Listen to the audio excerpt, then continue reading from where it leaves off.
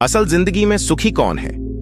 एक बार की बात है, एक विशाल और समृद्ध साम्राज्य के राजा महाराज विक्रम, जो अपनी भव्यता और शक्ति के लिए प्रसिद्ध था। उसने अपनी संपत्ति, महलों और धन वैभव से हर वस्तु को अपने अधीन कर लिया था, लेकिन इसके बावजूद उसे कभी भी सच्ची खुशी का अनुभव नहीं हुआ।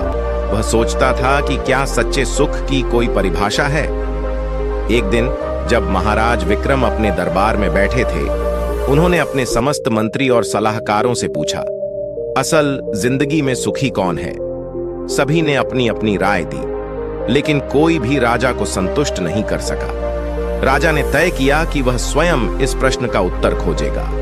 राजा ने अपनी राज्य की सीमाओं को पार करते हुए यात्रा शुरू की। इस यात्रा में वह एक छोटे से गांव में पहुंचा, जहां उसने एक साधारण किसान को देखा। किसान अपनी मेहनत और सादगी में पूरी तरह संतुष्ट था। राजा ने किसान से पूछा, तुम्हारी जीवन की सबसे बड़ी संपत्ति क्या है? किसान ने हंसते हुए जवाब दिया, मुझे मेरी खेती, मेरे परिवार और मेरी संपूर्णता से संतोष है। राजा की यात्रा जारी रही और वह एक अत्यंत अमीर व्यापारी के पास पहुंचा, जिसके पास सोने और जवाहरात की कोई कमी नहीं थी। व्यापारी ने राजा से कहा, मेरे पास सब कुछ है, लेकिन मैं कभी भी पूर्ण रूप से संतुष्ट नहीं हो पाता। धन की कमी नहीं है, लेकिन सच्ची खुशी कहीं गायब है।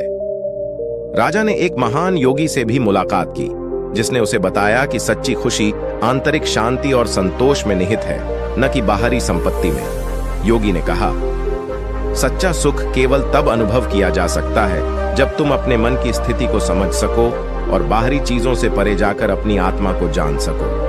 राजा की यात्रा ने उसे सिखाया कि सुख केवल बाहरी वस्तुओं पर निर्भर नहीं करता। राजा ने अपने लौटने के बाद अपने साम्राज्य में बदलाव किया। उसने अपनी भव्यता को त्याग कर साधारण जीवन जीने का निर्णय लिया। उसने अपने दरबार को छोटे छोटे कामों में व्यस्त कर दिया और अपने लोगों के साथ समय बिताने लगा। राजा ने जनता के बीच आकर उनके सुख और दुख साझा किए। उसने अपने राज्य में कई सुधार किए, जिनसे लोगों को खुशी और राहत मिली। राजा ने समझा कि सच्ची खुशी और सुख तब महसूस होता है जब व्यक्ति अपनी आंतरिक शांति को खोजता है और समाज के कल्याण के लिए कार्य करता है।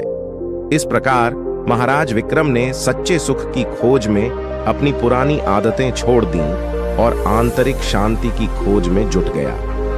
उसकी यह यात्रा उसे असली सुख की परिभाषा तक पहुंचाई और वह जान गया कि असल जिंदगी में सुखी वही है जो बाहरी वस्तुओं से परे जाकर आंतरिक शांति और संतोष प्राप्त करता है।